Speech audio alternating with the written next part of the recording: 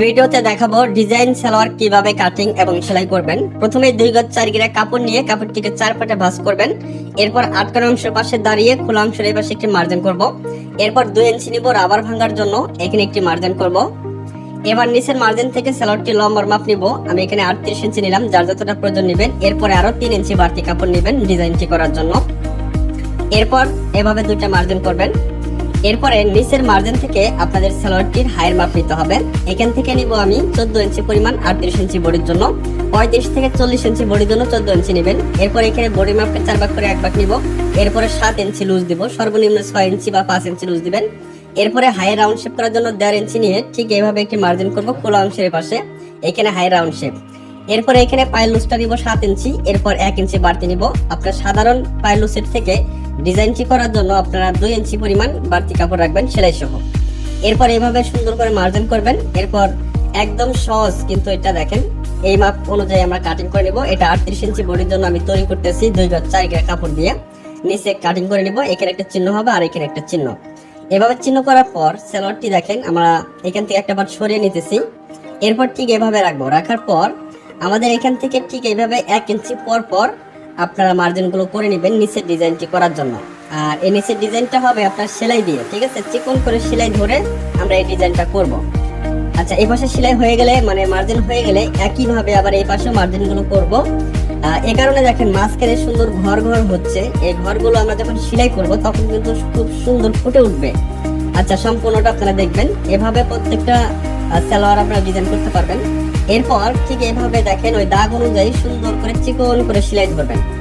দেখেন 1 ইঞ্চি পর পর বা 2 ইঞ্চি পর পর মানে আপনারা ইচ্ছা মতো আপনারা এখানে চিকন বা মোটা করে ডিজাইনটা করতে পারবেন। যাতে সেলাইগুলো আপনারা একটু চিকন করে ধরবেন, একই মাপে ধরবেন যাতে ডিজাইনটা সুন্দর হয়, বা যে ঘরগুলো তৈরি হবে 4 কোণা যাতে ঘরগুলো যাতে এক মাপের হয়, দেখতে যাতে ভালো লাগে। তো চেষ্টা করবেন এক মাপে ঘরগুলো ধরার জন্য। তো দেখেন এখানে যার যে কয়টা সেলাই লাগে আপনারা সম্পূর্ণ সেলাইগুলো দিয়ে দিবেন ঠিক এইভাবে। এখন অনেকে বলতে পারেন যে এই সেলাইগুলো সোজা পাশে নাকি উল্টা পাশে, যেহেতু এটা এক কালারের কাপড় যে কোনো এক পাশে সেলাই দিবেন, এটা কিন্তু সোজা সাইডে থাকবে। এরপর কাপড়টিকে আবার উল্টা পাশে নেওয়ার পর আবার এই পাশ থেকে সুন্দর করে সেলাই দিবেন, তাহলে মাঝখানের খোপ খোপ ঘরগুলো তৈরি হবে। দেখেন ওই পাশের প্রথমে সেলাইগুলো যে নিয়মে দিছি বা যতটুকু ফাঁকা রেখে দিছি, তো এই সেলাইটাও কিন্তু সেই নিয়মে ঠিক ততটুকু ফাঁকা রেখে দিতে হবে। তো খুব সুন্দর করে ধরবেন যাতে সেলাইয়ের যে লেয়ার গুলো আছে যাতে সবগুলো সেলাই লেয়ার গুলো যাতে এক পাশে থাকে, যাতে উল্টা পাল্টা যাতে না হয়, যাতে দেখতে ভালো লাগে। আপনারা একটু চেষ্টা করলেই ইনশাল্লাহ পারবেন। খুবই সহজ, জাস্ট সেলাই দিয়ে করতে হয়। আপনারা সাধারণ যে সালোয়ারটা কাটিং করেন তার থেকে এই ডিজাইনটি করার জন্য আপনারা লম্বার থেকে 3 ইঞ্চি বাড়তি রাখবেন এবং পাশে রাখবেন 2 ইঞ্চি বাড়তি। ঠিক এভাবে সুন্দর করে সেলাইটা করে নেবেন। দেখেন খুব সুন্দর কিন্তু একটা ডিজাইন হলো। এরপরে সামনে এবং পিছন পার্ট একটা সালোয়ারের 2টা অংশ থাকে, এভাবে সমান করে রাখার পর আবার আপনার সালোয়ারের মাপটি এখানে নিয়ে নেবেন। নিচের দাগ থেকে লম্বাটা আমরা নিয়ে নিলাম। এরপর নিচে 1 ইঞ্চি অথবা হাফ ইঞ্চি বাড়তি কাপড় নিব। এইখানে পায়ের লুসের মাপটা নিব। নেওয়ার পর এখানে সুন্দর করে আবার শেপটা আমরা করে নিব, তাহলে সুন্দর ফিনিশিং আসবে। এরপর সুন্দর করে আবার কেটে নিব, কারণ হচ্ছে নিচে ডিজাইন করার কারণে অনেক সময় ছোট বড় হতে পারে, এই কারণে এইভাবে আবার সুন্দর করে কাটিং করে নেবেন। কাটিং করার পর এই যে দেখেন উল্টা পাল্টা কিন্তু এখন হবে, যেহেতু এখানে 2 পাশে 2টা সালোয়ারের অংশে ডিজাইন করছি। আচ্ছা, সালোয়ারের পায়ের মুহুরি এখানে বক্রম সেট করতে হবে আলাদা কাপড়ে। 1 ইঞ্চি চওড়া টিসি বক্রম নিয়ে প্রথমেই এভাবে সুন্দর করে পাঁচটা মুড়িয়ে সেলাই দেওয়ার পরে এখানে একটা সেলাই দিব। এরপর একটু বাড়তি কাপড় রাখবো সেলাইয়ের জন্য। বাড়তি কাপড় রাখার পর আমরা যে ডিজাইনটা করছি সেই ডিজাইনের সোজা পাশ থেকে ধরে বক্রমটা এইভাবে রাখবো। রাখার পর এই লম্বা করে একটা সেলাই দিতে হবে, সেলাইটা বক্রমের নিচে হবে। এরপর এই যে বক্রমটা সেট করলাম এটা সালোয়ারের নিচে থাকবে, পায়ের এখানে থাকবে, শক্ত দেখা যাবে এবং খুবই সুন্দর দেখা যাবে যদি আপনারা এই বক্রম সেট করেন। এখানে পাশাপাশি 2টা করে সেলাই দিলাম। এরপর বক্রমের আবার এই পাশে আমরা 2টা করে সেলাই দেবো, নিচে 4টা বা 5টা, যার যেরকম রুচি কম বেশি করে আপনারা সেলাই দিতে পারেন, কোনো সমস্যা নাই। একইভাবে একটা সালোয়ারের 2টা অংশ হয়, 2টা অংশ কিন্তু একইভাবে ডিজাইনটা করবেন বা বক্রমটা সেট করবেন। এভাবে সেট করার পর এখন আমরা পায়ের মুহুরি মাপটা আমরা দিয়ে এখানে একটা পাট টেক নিতে হবে। এখনকার সেলাইটা একদম হাই পর্যন্ত আমাদের নিয়ে আসতে হবে, ঠিক আছে? এই যে শেপটা দিতেছি, শেপটা অনেকের ভালো প্রথমে নাও আসতে পারে, তো পরবর্তীতে 2টা সেলাই আমি দিচ্ছি, তো প্রথমটা ভালো না হলে দ্বিতীয়টা ভালো করার চেষ্টা করবেন। আর সেলাইয়ের প্রথমে একটা বাট টেক দিতে হবে যাতে সেলাইটা এখান থেকে খুলে না যায়, এই কারণে বাট টেক গুলো আপনারা দিয়ে দিবেন। বাট টেক বা যেটাকে ব্যাক স্টিচ বলা হয়, ঠিক আছে। অবশ্যই এইখানে 2টা করে সেলাই দিবেন, আমি 2টা করে সেলাই দিয়ে নিলাম। এরপর 2টা কাপড়ই কিন্তু উল্টা পাশে আছে, ঠিক এইভাবে রাখবো। 2টা কাপড় উল্টা পাশে রাখার পর এইভাবে সুন্দর করে হাইয়ের জয়েন্টটা আমরা ধরতে পারবো। খুবই সহজ। যারা চেষ্টা করেন না, বাসায় প্র্যাকটিস করেন না, তাদের কাছে একটু কঠিন মনে হবে।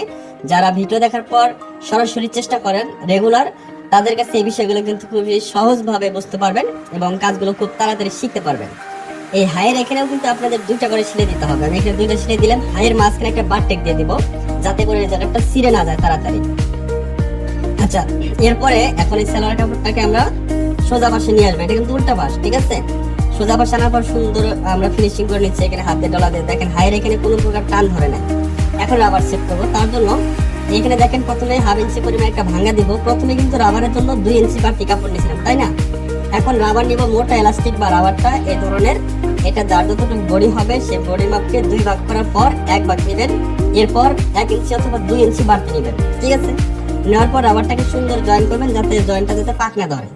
এরপর ঠিক এই যে বাড়তি যে কাপড়টা রাখছিলাম, সেই বাড়তি কাপড়ের ভিতরে রাবারটাকে ঢুকিয়ে দিয়ে সুন্দর করে সেলাই দিতে হবে। এই সেলাইটা দেওয়ার সময় রাবার সহ কিন্তু সেলাইটা দেওয়া যাবে না। রাবারটা সম্পূর্ণ ভিতরে ফাঁকা থাকবে। আমরা শুধু কাপড়ের উপরে সেলাইটা দেবো। এখন যদি রাবার সহ সেলাইটা দেই, সেই ক্ষেত্রে টান দিলে কিন্তু রাবারটা বের হবে না, আর ঘেরের কাপড়টা অনেক থাকবে, রাবার কিন্তু অল্পতে শেষ হয়ে যাবে। এই কারণে রাবার সহ সেলাইটা দেওয়া যাবে না। সম্পূর্ণ রাবারটা আপনাকে এই সিস্টেমে লাগিয়ে নিতে হবে। একটু একটু করে সেলাই দিব, আবার রাবারটা টান দিয়ে বের করে নিয়ে আসবো, আর সামনের দিকে অটোমেটিক কুচি কিন্তু হয়ে যাবে। ঠিক এরকম সম্পূর্ণ ঘেরটাই কিন্তু এই প্রসেসে করতে হবে। এখনকার যে সেলাইটা হবে রাবারের সহ মাঝখানে, তো সম্পূর্ণ রাবারটাকে টান দিয়ে কুচিটাকে বসিয়ে নিতে হবে। নেওয়ার পরে এই যে দেখেন সোজা পাশ থেকে দিতে পারেন বা উল্টা পাশ থেকে দিতে পারেন। সামনে পিছনে হাত রেখে টান দিয়ে সেলাই দিবেন। তারপরে অনেক সময় ঘের বেশি হওয়ার কারণে আপনাদের এই কাপড় সহ কিন্তু সেলাইটা হয়, কুচি কুচি হয়ে কিন্তু সেলাইটা হয়। তো দেখেন ঠিক এভাবে আপনারা লাগিয়ে নেবেন। ভিডিওটি ভালো লাগলে বেশি বেশি করে শেয়ার করে দেবেন।